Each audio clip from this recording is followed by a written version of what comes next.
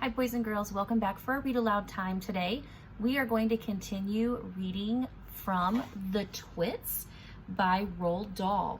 Now yesterday, if you remember, we met Mr. Twit, who we learned was really just kind of a stinky, nasty, really dirty old man.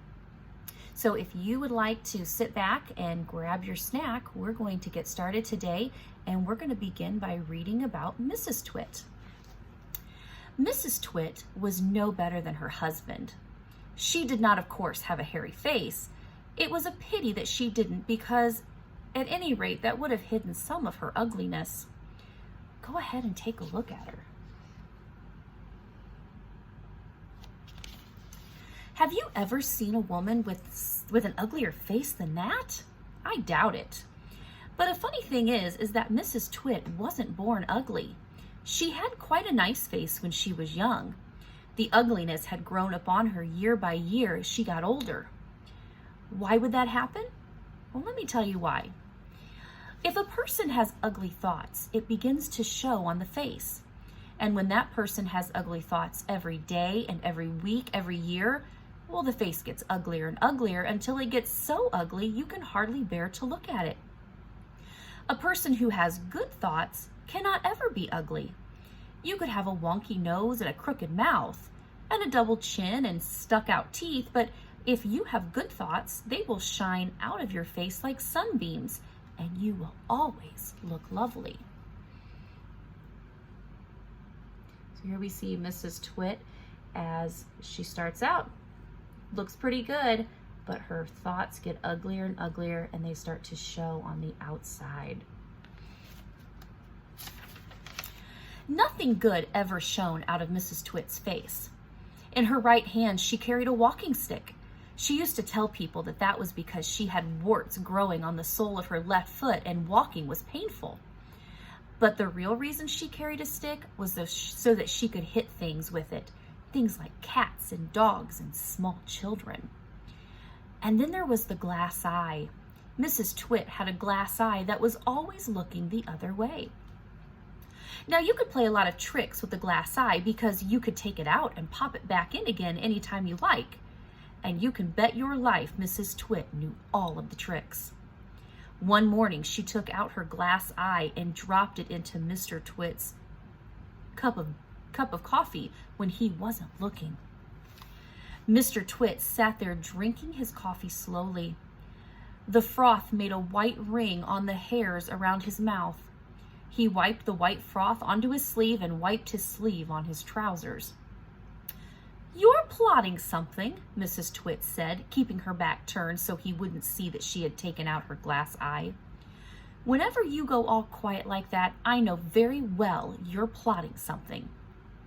Mrs. Twit was right. Mr. Twit was plotting away like mad. He was trying to think up a really nasty trick he could play on his wife that day.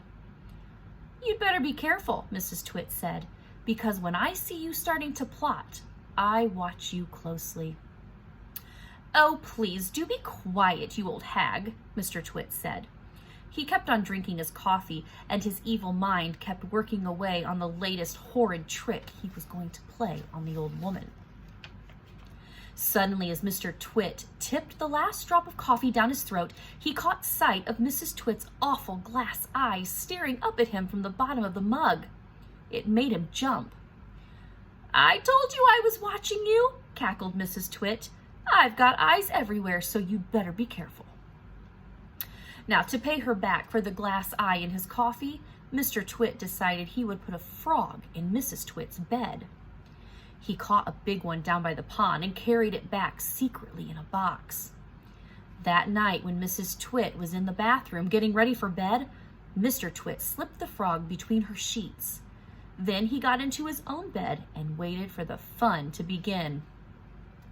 Mrs. Twit came back and climbed into her bed and put out the light. She lay there in the dark, scratching her tummy. Her tummy was itching. You know, dirty old hags like her always have itchy tummies. Then all at once she felt something cold and slimy crawling all over her feet, and she screamed. "What's the matter with you?" Mr. Twit said. "Help!" screamed Mrs. Twit, bouncing about. "There's something in my bed." "I'll bet it's that giant skilly wiggler I saw on the floor just now," Mr. Twit said. "That what?" screamed Mrs. Twit. "I tried to kill it, but it got away," Mr. Twit said. "It's got teeth like screwdrivers." "Help!" screamed Mrs. Twit. "Save me! It's all over my feet." "Well, it'll bite off your toes," said Mr. Twit. Mrs. Twit fainted. Mr. Twit got out of bed and fetched a jug of cold water. He poured the water over Mrs. Twit's head to revive her. The frog crawled up from under the sheets to get near the water. It started jumping about on the pillow. Frogs love water, and this one was having a good time. When Mrs. Twit came to, the frog had just jumped onto her face. This is not a nice thing to happen to anyone in bed at night, and she screamed again. "By golly, it is a giant skilly wiggler," Mr. Twit said.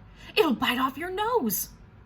Mrs. Twit leapt out of bed and flew downstairs and spent the night on the sofa.